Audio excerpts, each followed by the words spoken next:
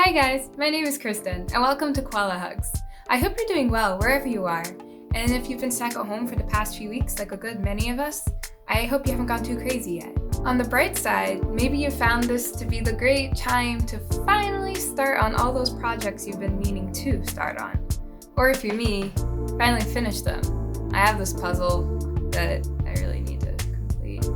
Perhaps one of those new hobbies you were thinking of was learning a new language. And awesome, that's why I'm here. Because today, I'm going to give you 7 tips on how to learn a language alone at home. In quarantine, if you're in quarantine. Or lockdown.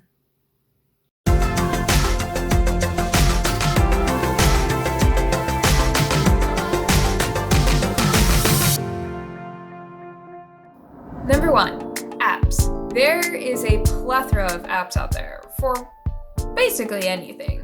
So, not surprisingly, there is a ton of apps out there for language learning. Number 2, websites. Now, this is definitely a follow-up from the previous one, but it's worth mentioning. I often find that I can go there to find explanations on how to use a grammar or structure in a language when I'm really confused.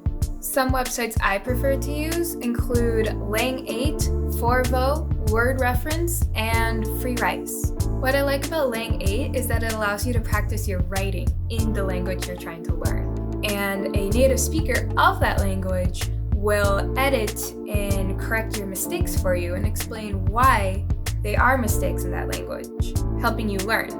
And in return, you do the same in your native language for somebody else. Forvo is really cool because it's like a pronunciation dictionary for you. That might sound weird, but it kind of makes sense. You're able to go on and choose a language, choose a word, and listen to it, see how it's pronounced. And depending on the language and the word, you're able to hear multiple different accents or ways of it being pronounced. For example, in English, you can listen to how someone in Britain would pronounce a word versus an American, or maybe how a man would say it versus a woman.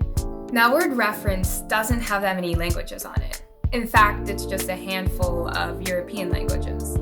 But I find it really useful because you're able to look up definitions, sometimes you're able to hear how a word is pronounced, and they give you the conjugation of verbs in all their different forms in a language. Free Rice is a website where you're able to practice vocabulary drills, and not just in language, but in several different other topics. But the interesting thing about the website is that for every word you define correctly, they donate 20 grains of rice to the World Food Program. Number 3, find a friend. Now I know this might be hard for most of us during this time, considering our situation, but language essentially is not something you could do alone. It's communication, and to communicate, you need someone. So if you can find a spouse, a sibling, a roommate, start practicing. Try to find a language you both are interested in, and see how far you can get. By sharing your language journey with somebody else, you'll find it a lot more fun and engaging. Number 4 would be finding ways to incorporate your language you're trying to learn with the things you already like to do. Whether it's movies, music, YouTube, whatever genre you like in those, see if you could find the equivalent in the language you're trying to learn. This will help you, 1, stay entertained as you try to learn a language, and 2, you'll start to learn more and more of the culture of the language you're trying to learn. Number 5, books. Now this one plays off the last one, but it's very, very helpful if you're trying to learn a language on your own, because reading will help you get used to seeing the way the language is structured, and it will help you learn a ton more vocabulary. And on top of that, there are so many different things you can read.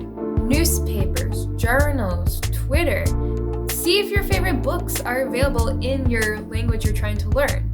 Children's books, for example, you could learn from those, and they come with pictures which will help you associate meaning. Number 6 is practice speaking with yourself. When it comes to learning a language, repetition is very important. You need to be exposed to a word several times before you finally learn it truly.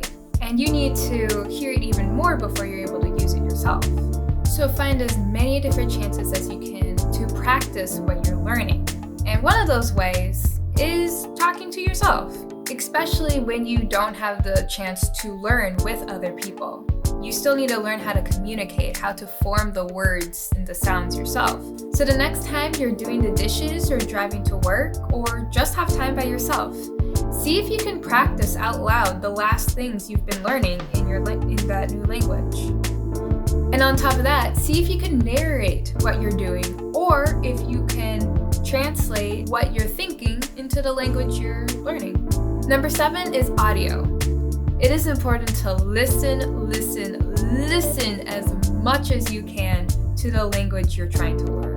The more you listen to a language, the more exposure you have to all the little parts that make up that language. This will help you have an easier time picking up meaning, new words, and phrases. And finally, number 8 is setting schedules and goals for yourself. Now, this is very important because if you're learning on your own, it's very easy to put it off to tomorrow or never, and never make any progress. By setting a schedule for yourself, you can build a routine. You can decide to study German 15 minutes a day. By setting a schedule for yourself, you're able to form habits and repetition, and also get more repetition within the language. Setting a schedule for yourself is a sure way to make progress when learning. And by setting goals, you'll be able to see what you're working towards. It's really important to set up habits if you're learning by yourself. Learning a language at home can be difficult, but it doesn't have to be impossible. So if you appreciate this video and found it helpful, please don't hesitate to smash the like button, subscribe, as well as comment down below and share your experiences in learning a language. And until then, I'll see you next time.